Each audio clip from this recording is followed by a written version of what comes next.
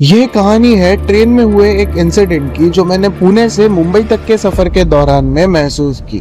आज है day 17, 30 days 30 stories of my life का। खौलते खून की आदत अपनी सीट छोड़कर मैं बैठ गया था दरवाजे के पास। लोनावला के वो पहाड़, ट्रेन की वो आवाज, कानों में गूंजती वो तेज हवाओं की जरजराहट और ढलता सूरज। अपने कानों में ईयरफोन्स पहने मैं यूं ही उस सफर का मजा ले रहा था। ईयरफोन्स में बज रहे थे वो पीसफुल से गाने। तब मैंने गौर किया कि मेरे बाजू में एक अंकल आके बैठ गए जिनकी उम्र लगभग 60 से 70 साल होगी। उनको देख के ऐसा लगा कि उनके जिंदगी में वो बहुत सारी परेशानियों से गुजर चुके होंगे। फटे कपड़े, हाथ पैरों पर खरोचने के निशान, सफेद बाल और हाथ में एक थैली।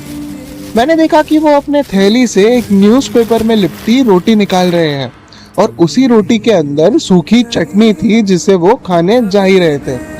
मुझे ऐसा लगा कि उन्होंने मुझसे कुछ कहा। जब मैंने अपने राइट कान में से ईयरफोन निकाला तब मुझे उनकी आवाज सुनाई दी। बेटा, क्या तुम ये खाओगे? मैंने कहा, नहीं अंकल, मैं खाना खा के आया हूँ। उस पर उन्होंने कहा कि मेरी औरत ने बनाया है मेरे लिए। मैंने उनकी तरफ देख के मुस्कुराया और फिर हम दोनों ही अपने सफर में मग्न हो गए। मेरे दिमाग में एक थॉट मुझे परेशान कर रहा था कि ऐसा क्या हुआ होगा इनके साथ जो ये इस हालात में अपने जीवन के आखिरी साल गुजार रहे हैं। मैंने एक कान का ईयरफोन निकाल के ही रखा था ताकि अगर वो कुछ कहे तो मुझे सुनाई दे। कुछ देर के सन्नाटे के बाद यूं ही अचानक उन्होंने कहा कि बेटा, अपने माँ बाप को कभी अकेले मत छोड़ना।